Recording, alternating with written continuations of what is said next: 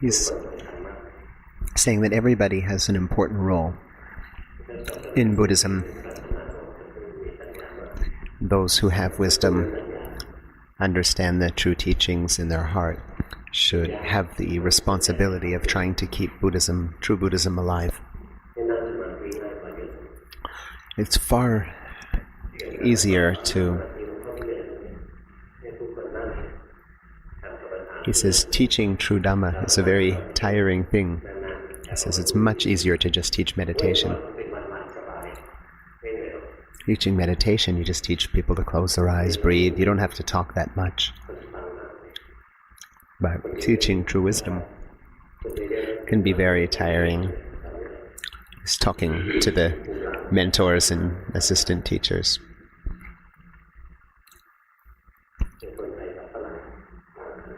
And Westerners and Thai people are quite different.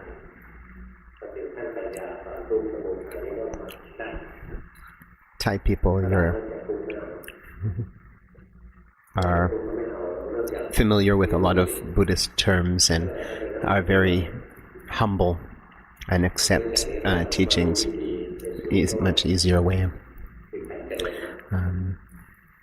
Westerners are happy with meditation, some are happy with morality as well, and have a more difficult time learning true wisdom.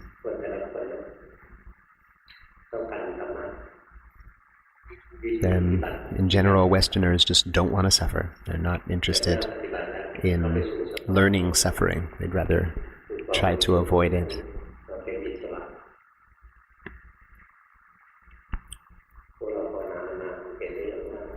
For those of us who have practiced a long time, can we see that we are a slave?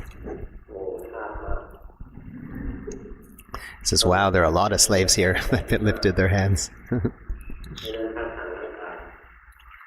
He says he's not talking about a slave of the body, that the body is a slave. The body as a slave is, in the old days when slavery was around. This is a different kind of slavery. This situation is we don't realize that we're a slave. We don't see that we're a slave. But if we continue to notice, observe our own minds, we'll notice that every time that there's desire, there is struggle. The struggle begins at desire. And whenever there's this struggle, then comes suffering and stress. So our minds are flooded with suffering. And where do we know suffering? We know it here in this heart of ours.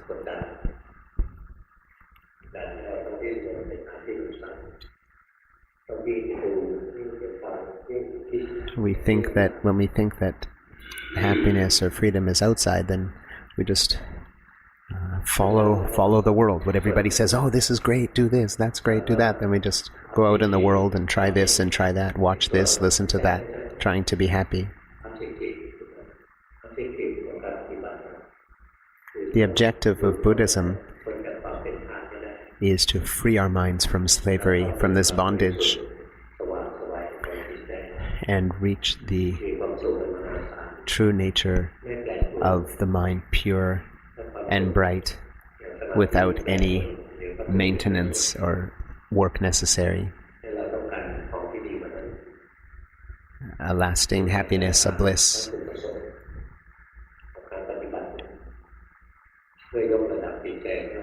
And in order to achieve or attain this freedom,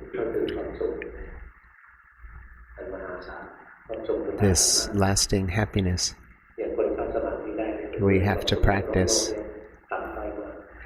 Those who practice correctly will take a look at people in the world and see that the happiness that they're looking for is menial, and even the happiness of those looking for nice states of meditation is a step up, but still very temporary and incomparably small type of happiness. Everything we think of becomes our slave. We can never be the master. Like if we have a car, we're the owner of the car, the master of the car, so we take care of it. But the car becomes our master when we become worried about its welfare. We have to take care of, we're afraid it's going to break down, we're afraid this or that could happen to it. We become a slave to the car. Our body is our master. We have to take care of it all the time, wash it, feed it,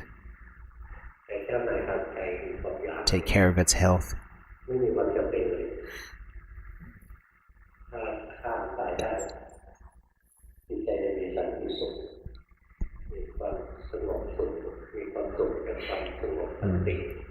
Once we have no more masters is when we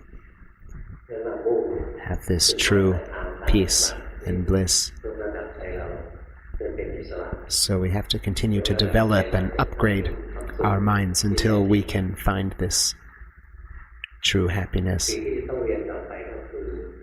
What we have to learn now is how is it that we go about achieving this, the how-to.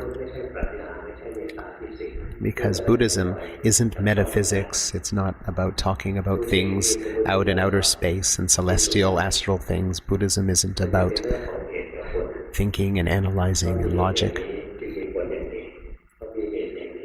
However, Buddhism is quite clear in the reason of cause and effect.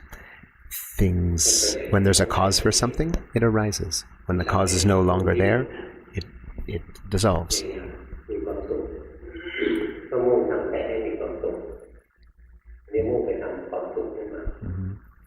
And when we want to feel happy, then we think of something we think will make us happy, and then we go for it. Then we are the slave to our own desires.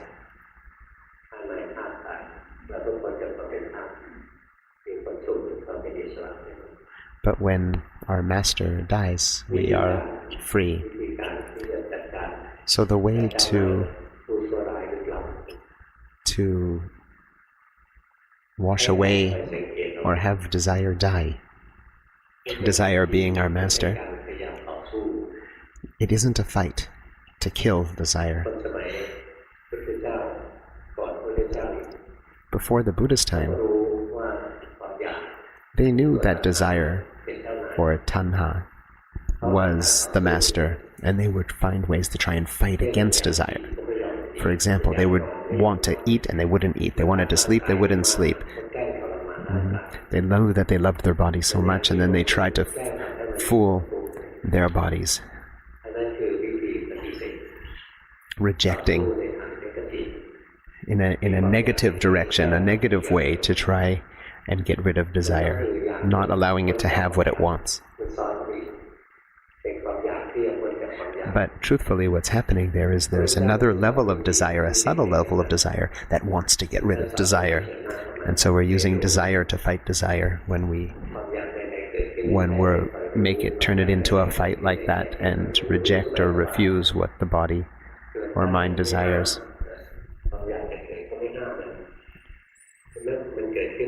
So when desire arises, we don't reject it, we don't suppress it. We just see it there, we don't let it fool us. When it doesn't fool us, when we see it there, then it can't take us over, it can't be our master. And then it'll go away, and then it'll come back again. If we fight with it, we just end up more stressed and in difficult places. Right? We want to see this, hear that, think about this. Know that there's the wanting or the desire that comes up. We can see that the mind and the desire are two different things. The desire comes and the mind sees it. When it is seen, it disappears, and desire cannot take over the mind. For beginners, this is a great practice, a sufficient practice. and eliminating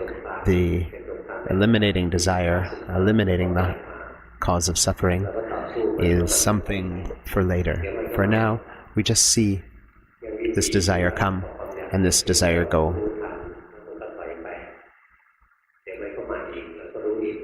It goes away and it comes back again. Goes away, comes back again. It's not really a fight, a war. It could be seen as a fight in some ways, but it's not in a way that we're actually applying any force.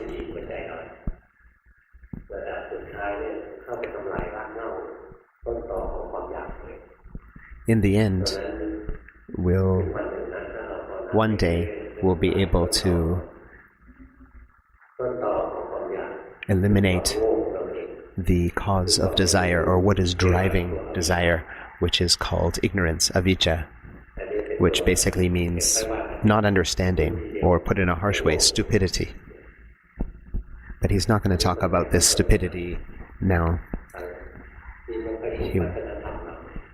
Right now, the desire is sufficient.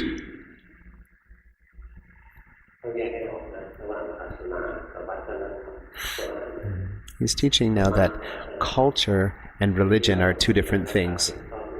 We have to make sure the most important aspect that we want to pass along is the true Buddhism, not the culture. The culture, the outer shell, can be different and can change, but the essence of Buddhism, the essence of Dhamma, never changes. For example, we can sit in a chair, we don't have to pay respects. We don't have to pay respect by prostration. We could shake hands with a monk. Right? This has nothing to do with, this is culture, this has nothing to do with the essence of Buddhism. Different cultures are different. But people who come, adapt to Thai culture when they come and live here and follow it, and Thai people like it and enjoy it. And Thai people go abroad and adopt the cultures there. But none of that has anything to do with Dhamma. Dhamma is about knowing our own body and mind, knowing ourselves. So the work that Long Pa is doing is he's not teaching culture in the least bit, if you notice. He's just teaching the essence of Buddhism. The way we uphold ourselves in whatever culture, whatever our training is not what he's teaching.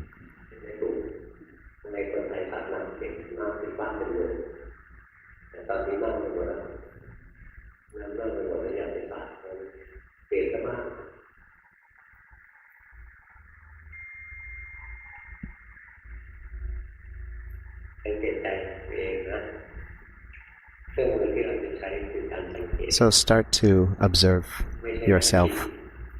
Our tool that we're using is direct observation, not thinking. Whatever happens in the heart, then come to know it. Wanting comes in the heart, know that wanting has come into the heart. And there are many more things that come into the heart, not just wanting. There are many, many things. Happiness, unhappiness, indifference, greed, anger, delusion, busy, restless mind, depression, gladness, sadness. There are about 300 words, 300 different feelings and emotions that Thai people can come up with. There are some less. There are less than that in English, but we can notice that each word, we have a sense of, it's a different degree of aversion, a different degree of greed or delusion. But really, there's no need for language. What we are doing is seeing directly, perceiving what it is that is in our heart at any given time.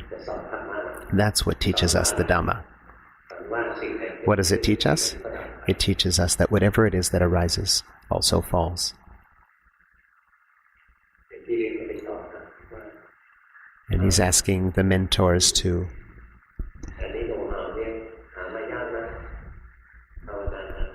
teach the details of how this all works, to know the how-to.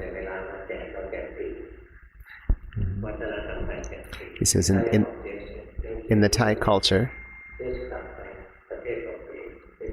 that they teach free. But in Western culture, it's a different culture. In Western culture, we pay for services. It's a different culture. So when Jess goes, Jess is allowed to go and teach in his country and abroad, but Jess will have to charge for his services because Westerners value things that have a price that they pay for.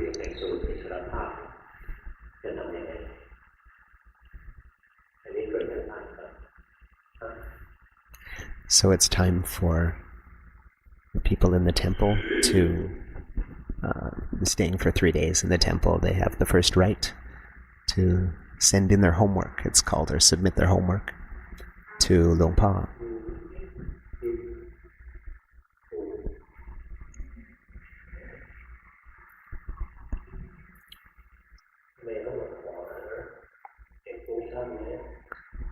So he says, can you see that your mind is busy?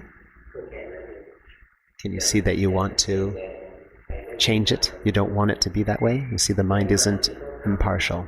See that it isn't impartial. It's really easy to learn the Dhamma. That's all we have to do. Whatever arises, we know it arises and we don't interfere. We just know it in a natural way.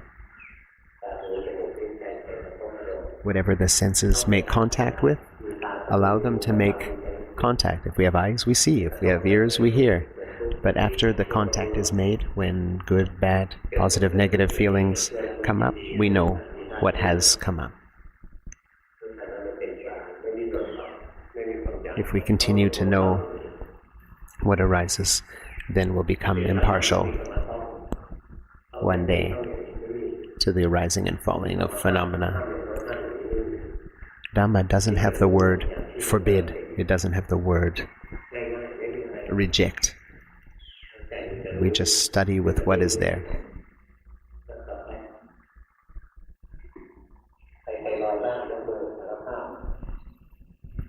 Whose mind has wandered away? Lift your hand. If your mind really wandered away, then you wouldn't have known that he just asked that question.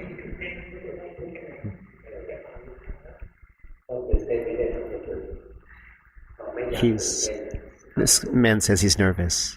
Luang Pa says, actually the nervousness isn't what makes you suffer. What makes you suffer is that you don't want the nervousness to be there.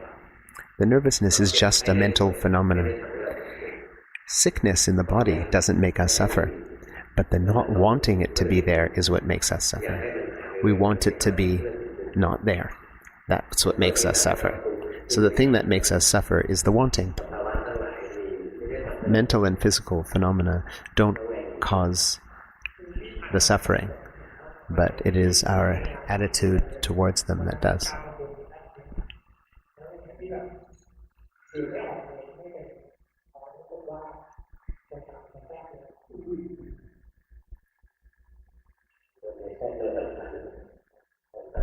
It isn't important what it is that arises. It's only important if we're able to see it directly, see it honestly. Whatever it is that comes up is just a temporary phenomena anyway. So we keep learning until we're free from all phenomena.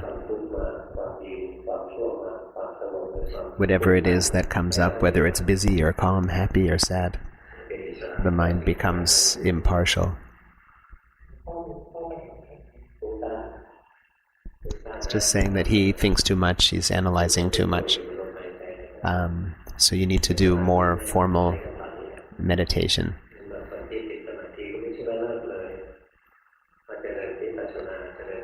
He says those that are addicted to samatha practice, he says he's not saying to totally abandon it or get rid of it. He says once you start practicing vipassana, you will need your samatha when in the times when your mind is absolutely too busy to be able to notice anything.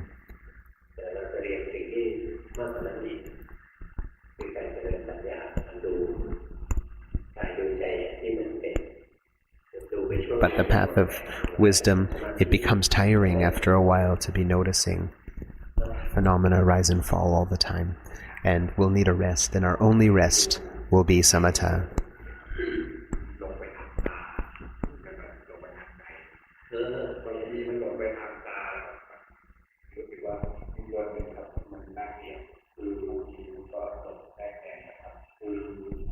this man notices that he doesn't like some phenomena and he seems to reject them, fights with them.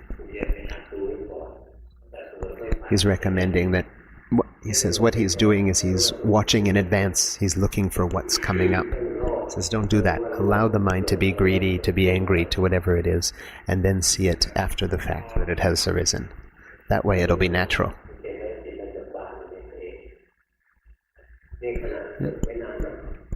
This guy hasn't been practicing long, but he says he's doing a good job.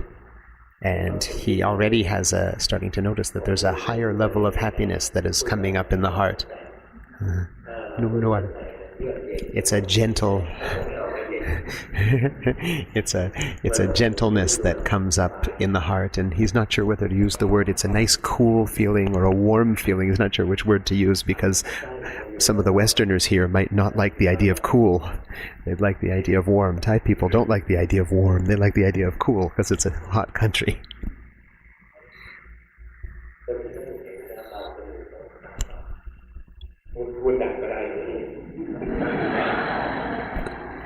He's just saying he was speaking too quietly, so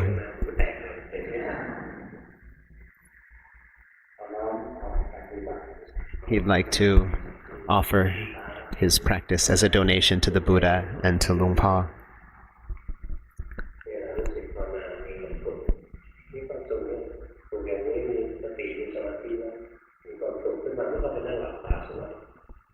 And you'll see that when the happiness of mindfulness comes up, that you'll see that you don't have to close your eyes, you don't have to force your mind like he's pretending now. And then that one where you're pretending, or the one where you're creating a happy space, and then when you come out of it, you regret being out of it.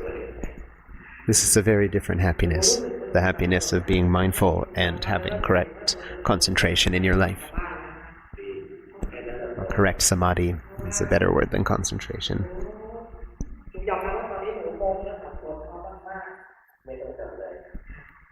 She says she's confused about some things. He says you don't have to try to find an answer. Just see that you're confused. Can you see? Confusion comes on its own. And she says, yes, she sees that. She says, well, then there's nothing more you need to do.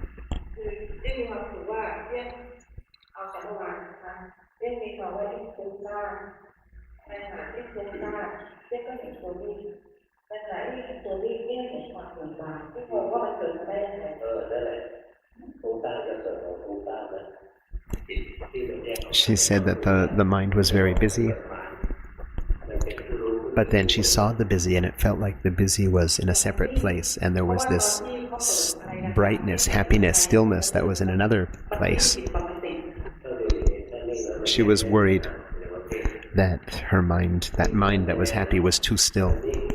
He says, if it's still, that's not a problem unless you can notice that there's tension. If it's rigid and there's tension or tightness in the chest, then it's the wrong kind of still. It's not a natural stillness that comes up.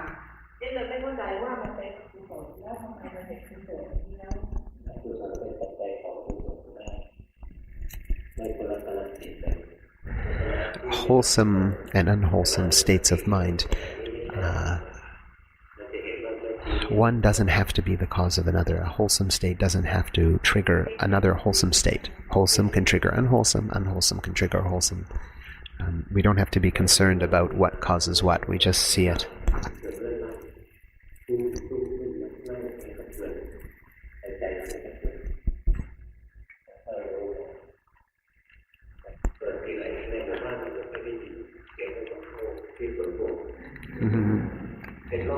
Just telling a funny story of when he was in a temple and people had loudspeakers dancing and doing karaoke next to the temple.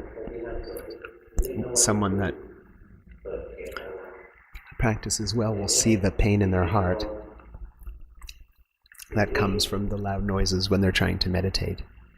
But if we're just trying to escape from it and hold stillness, which he's imitating,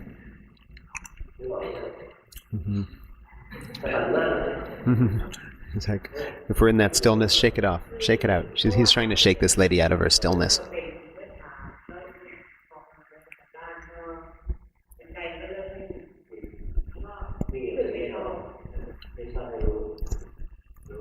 If there's stillness and then you don't like it, then know that you don't like it.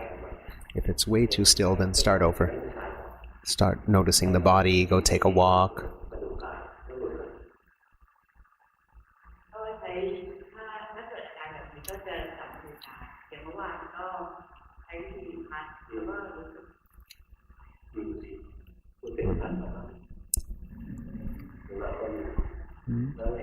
Suggesting for some people to use the fan, make you fresher, keep you moving.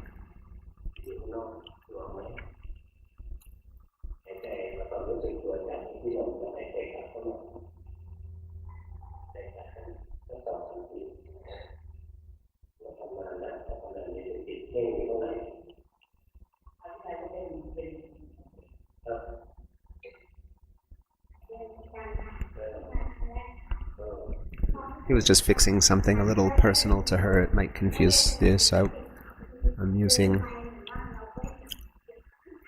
the opportunity to take a few breaths myself.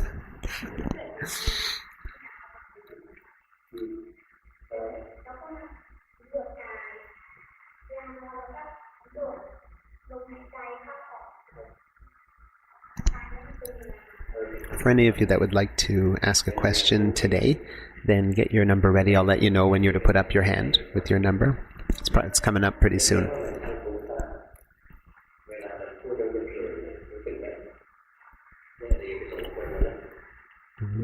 He says when this lady talks, her mind goes out into her story and she's just enjoying it and isn't aware of herself at all. So come back to notice yourself. So, see, your mind's totally lost in your thoughts. It's not aware. Come back, take a breath, be fresh. Come back to the body, come back to the mind.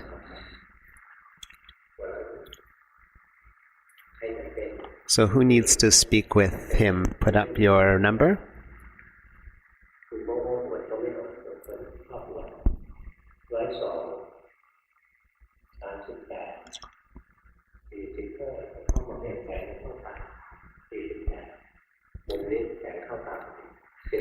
Please don't all save your questions for the last day, because there won't be enough time for everybody for the last day.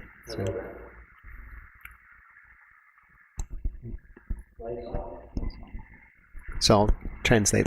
I need the microphone. Where are you going?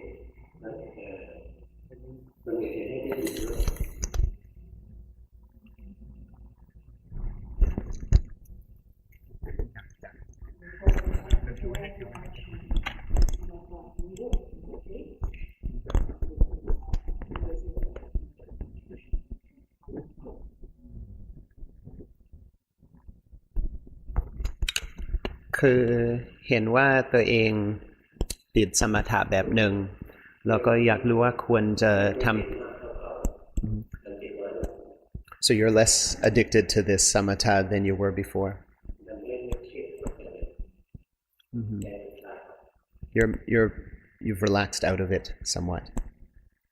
Mm-hmm.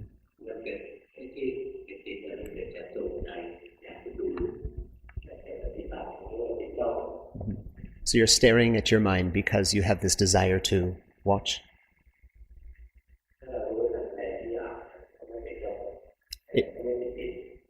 If you can see this wanting and not be fooled by this wanting, but just know that it's there, then your mind won't get stuck in this state. But you're a lot better. You're not addicted like you were before. It's much better. Uh-huh.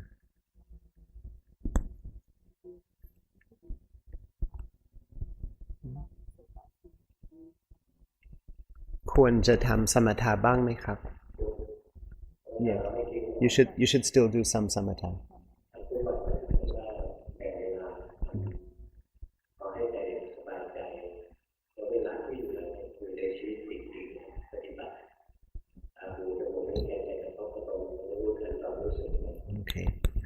So you should practice every day for a little while, but then once you come out of it, then just be normal and natural. Let your eyes see, your ears hear, and so on, and then know the feelings that come up in your mind.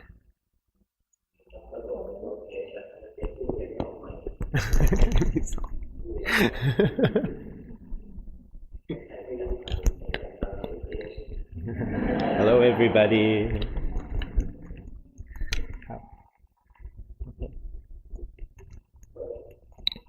Oh, is there another one? It's too late. Me,คนหนึ่งค่ะ Okay, yes.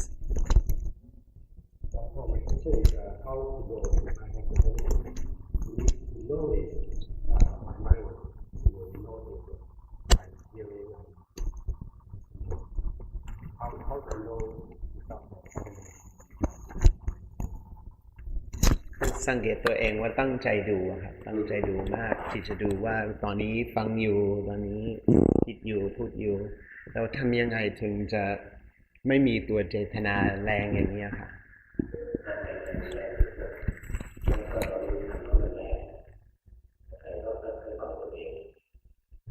ตัวตัณหาล่ะ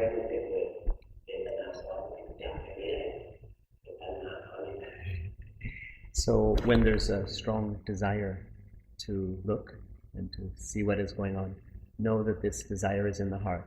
Don't try to stop this desire from arising. Don't try to push it away, because there'll be another strong desire that wants to make it go away. So just see it there when it's there.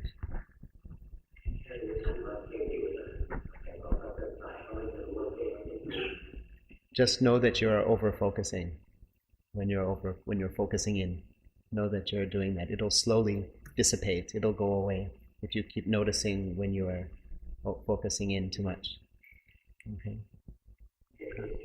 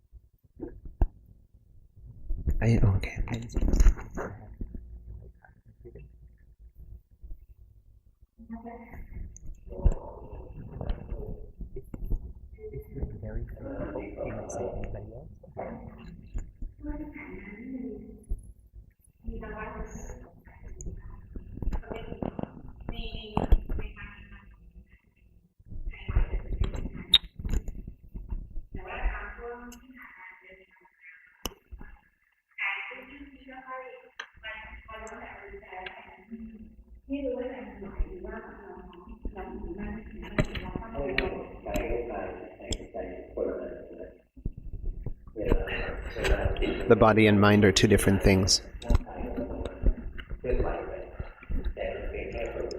We can watch the body moving, walking, sitting, breathing, doing whatever it's doing. The mind is something else. When the mind is the stable observer, it's not slipping down into any particular bodily phenomena, but it's just able to, in a general way, see the movement of the body. Now, but if it's too still, or still in an unnatural way, then it will be tight, harsh.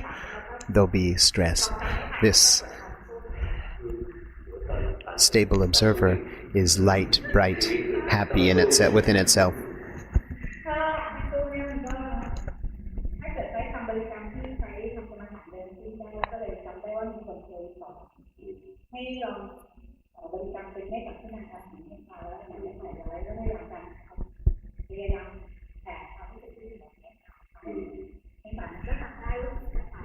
My mind just wandered, and I know it, that it has.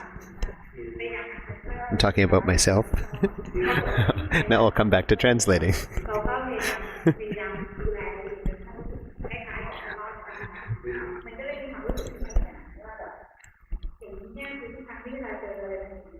She talks really fast. Whoa.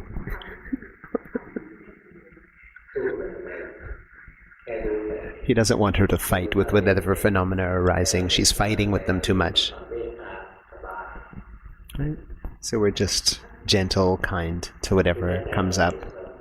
If our mind has some calmness or stillness, then really the harsher defilements or harsher things from outside will be subdued. They won't be able to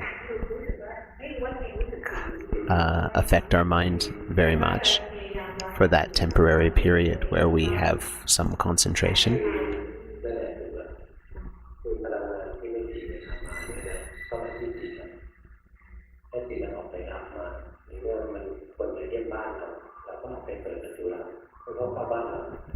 She has some problem with some external energies that bother her. He recommends that the reason why we struggle with it is because our mind goes out to them and makes problems regarding it. But if we can practice some loving kindness for all sentient beings, then we're just concentrated in our loving kindness, and they can't harm us or affect us or make us struggle. It's a matter of our karma and what we've done in the past, what kinds of things will bother us in this lifetime.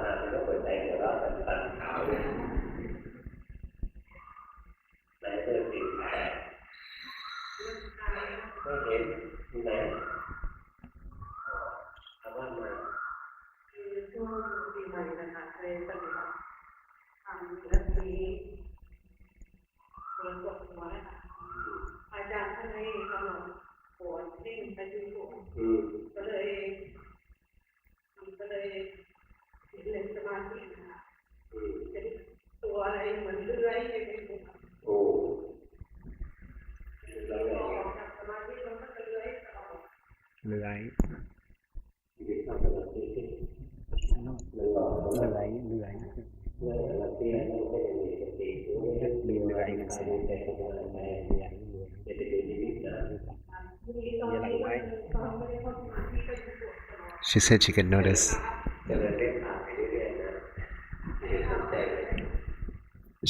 a similar situation. She was noticing some strange pains and movement in her head when she was doing meditation, and she got scared. He says he wants her to practice loving kindness and do a loving kindness chant to ease her mind.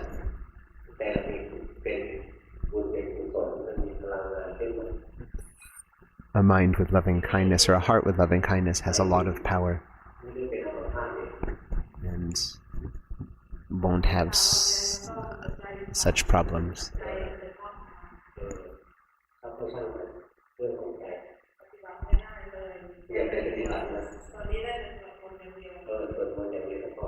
She's too afraid to do samatha practice now. He says, so then don't do it. She says, I can chant. I can do Buddhist chanting. He said, great, do Buddhist chanting as your practice. He says, whatever sign or whatever phenomena occurs in our meditation, don't bother with it. Don't bother with it. Don't meddle with it. Just see the reaction to it in our own heart. Come back to our heart. Whether it's a good thing or a bad thing, don't meddle with it.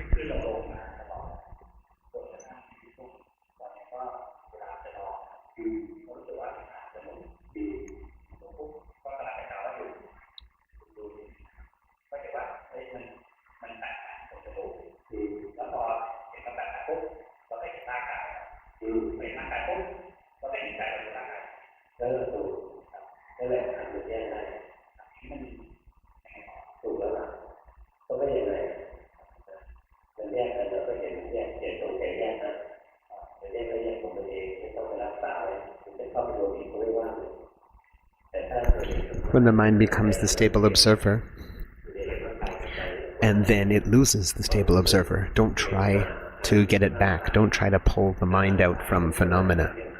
Just see it as it is.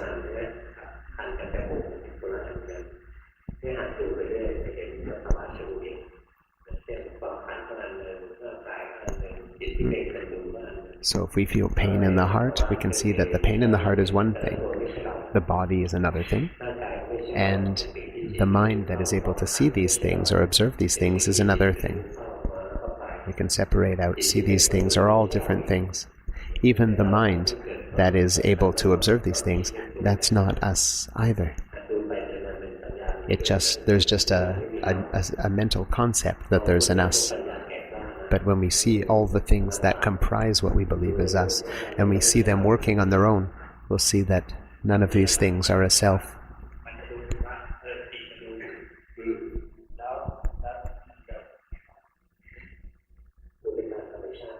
Just watch in a natural way and don't intend for the mind to be in any particular state.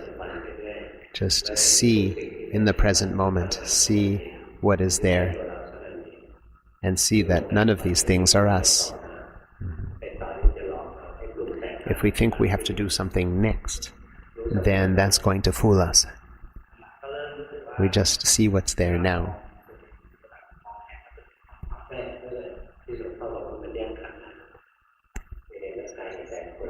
So this man can see, he says, see, you're seeing correctly that the mind and that which it sees are two different things. But don't think too much about it, just see it as it is.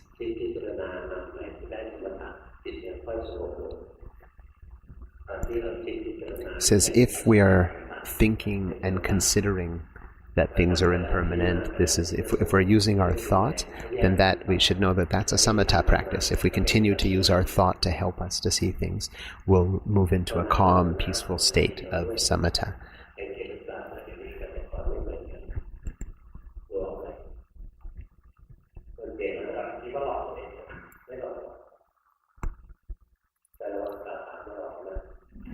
He says, I think I'm practicing well, but am I fooling myself? She says, no, you're not fooling yourself, but don't let any women fool you either.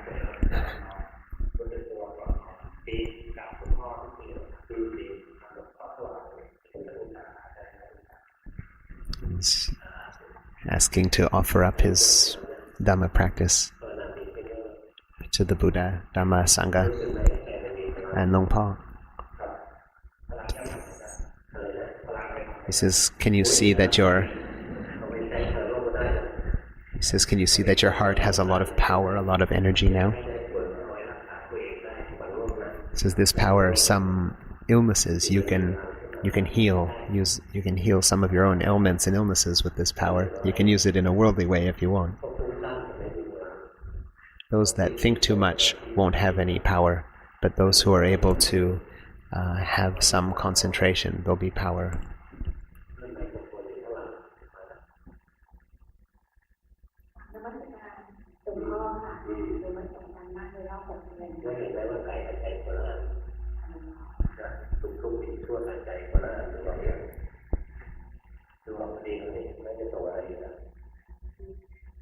He says she doesn't need to send in her homework. She's doing fine. There isn't anything she needs to ask. She's practicing just fine. Make sure you keep the moral precepts. Your mind is not completely in the stable observer. It's off just a little bit. Can you see that? She says, yes, I can see that. He says, great. That's all you need to do. Practicing correctly.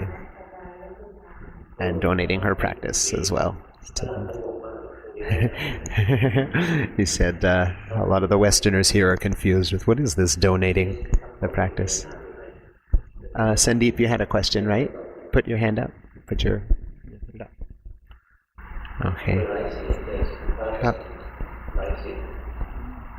Yesterday, Mali very lovingly and wisely pointed out that whenever I try to meditate, either I get into a over-focus mode or I get into a stillness mode. And she seemed to suggest that both over-focus and stillness seem to be wrong approaches. Mm-hmm. And she tried to explain to me a practice which is neither over-focusing nor stillness. And since I couldn't get the intellectual feel of it, she said, I'm speaking to your heart.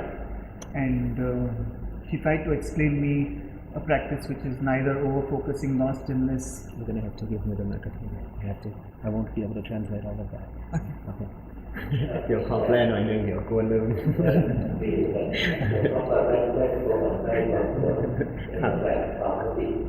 คือเขาพี่มณีเมื่อวานชี้นำว่าถ้าเขาไม่แท่งก็คือจะรักษาสภาวะอะไรสักอย่างอยู่นิ่งๆอยู่ข้างในแล้วพี่มณีก็ให้ไม่ต้องทำสักอย่างแค่รู้โดยตรงแล้วก็พยายามที่จะเข้าใจด้วยสมองว่าแล้วควรจะทำอะไรล่ะแล้วพี่มณีบอกว่าไม่ได้คุยกับสมองคุยกับใจ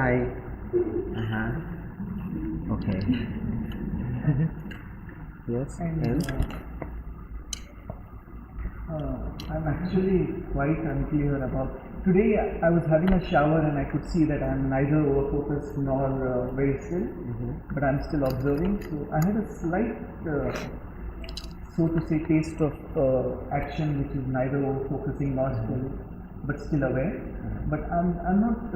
I would like to ask for some advice on that day-to-day practice. Got it. Okay. And whether I should whether I should do formal sitting and คือมีเหมือนมีแวบนึงตอนอาบน้ำตอนเช้าครับเหมือนรู้สึกว่าตอนนี้ไม่มีประคองนิ่งไม่มีแท่งแล้วก็สงสัยว่าอันนั้นถูกหรือเปล่าแต่ว่าทำยังไงต่อ So this moment where you were able to notice that you weren't still or over-focusing, that's not something that you can actually do.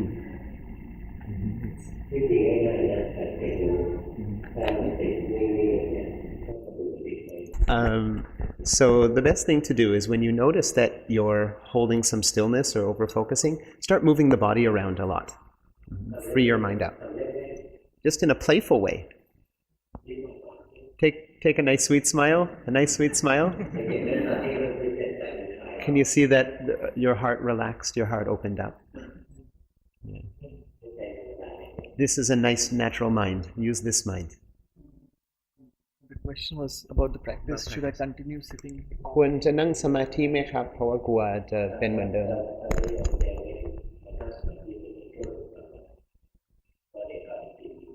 Okay.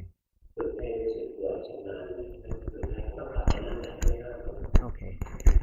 Just for now, stop doing your sitting meditation practice and move around and let it be more normal and natural. And then later you'll have to come back and do samatha again at some point. We don't throw it away. Samatha is useful, so we don't completely throw it away. But just for now, in your case, forget it for a while because you're addicted to it. Yeah. So your mind is addicted to samatha. Okay, so you have to stop doing it now for a while and practice vipassana. And as you continue to practice vipassana, you'll need to do some samatha as well.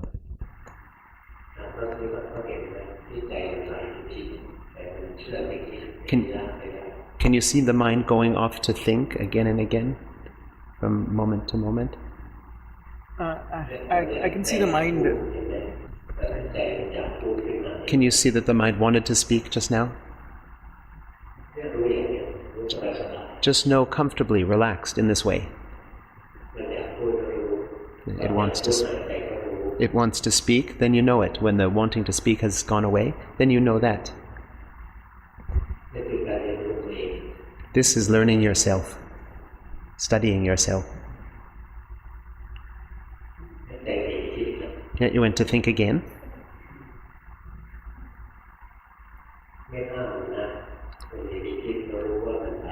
When it's gone to think, just know so. You don't have to try to stop it from thinking.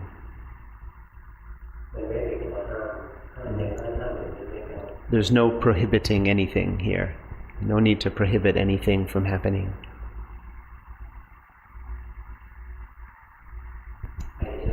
You've gone to think again?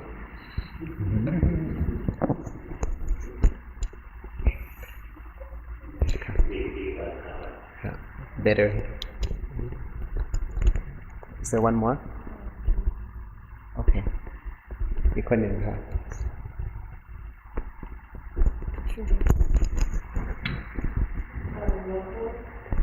I often notice this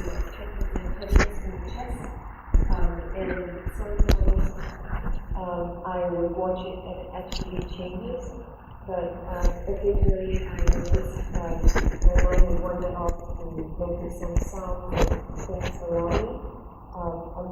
I'm not certain whether I'm consciously bringing attention away from that, or actually it's like a natural phenomenon.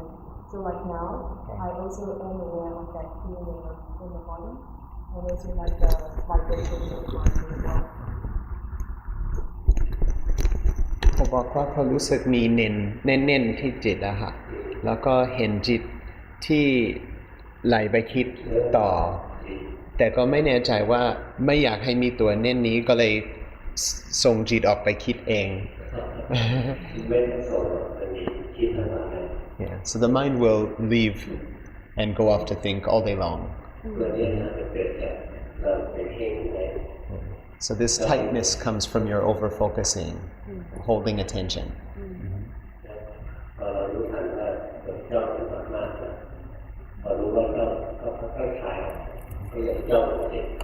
If we notice that we're focusing in on this spot, if we are able to see that, then it'll slowly stop happening.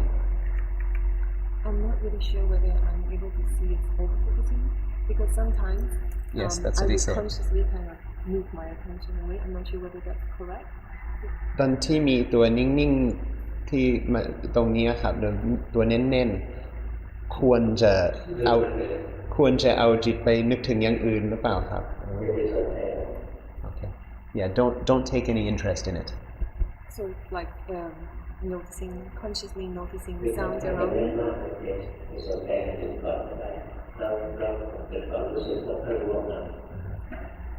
So he says that don't even fuss with it, don't even think about it as best you can, this tightness, and then other things will happen as well, other feelings will come up in the heart, just know that has come.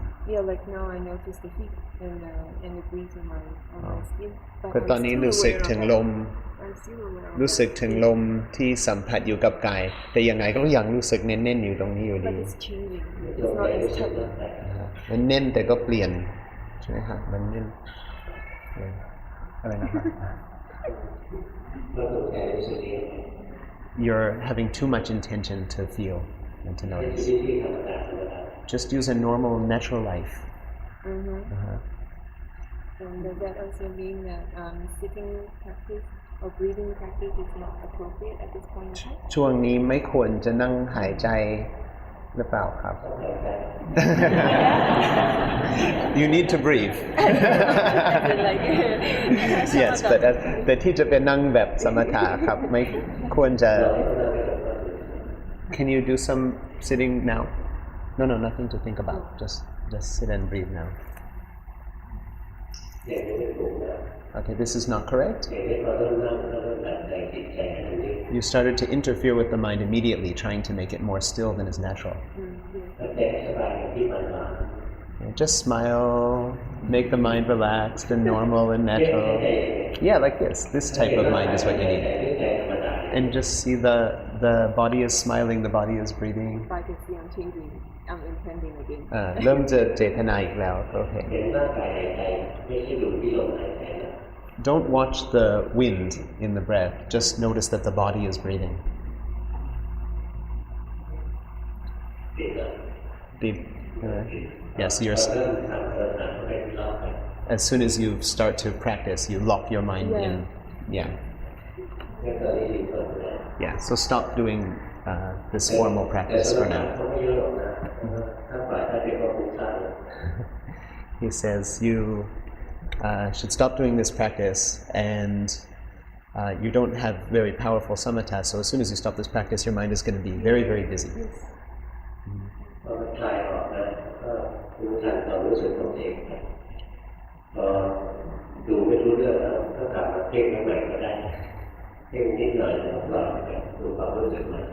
Okay, so what he recommends is that you just act naturally and see the feelings that come up in the heart, and if it gets way too busy and the mind gets way too busy, then you can come back, make it still like you do again, but just very, very short, and then go back and be natural again and notice the feelings in your heart. Go back into the world.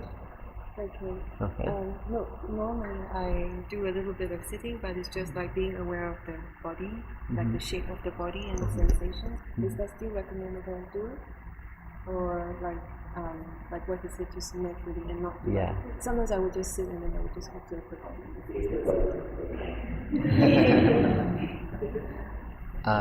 ก็ถามว่าบางครั้งก็แค่นั่งแล้วก็ดูแบบรูปร่างของกายอันนี้ใช้ได้ดีกว่าหรือเปล่า Yeah, you can do that. But the problem is this tightness in your heart comes from intending to do such practices, for the intention when you're doing these practices. Every day thinking about what should I do, what should I do, what should I do. This is what it comes from. That's making you tight. But true practice is not about thinking about what should I do.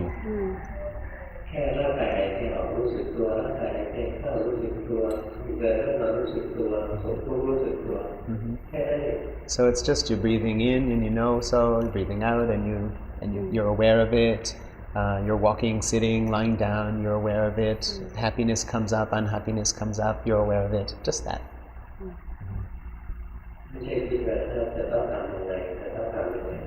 Yeah. It's not about what you have to do, what you have to do. That's wrong. That mentality is wrong. You're not doing anything. There isn't anything that you have to do. Just see the body and mind and their workings.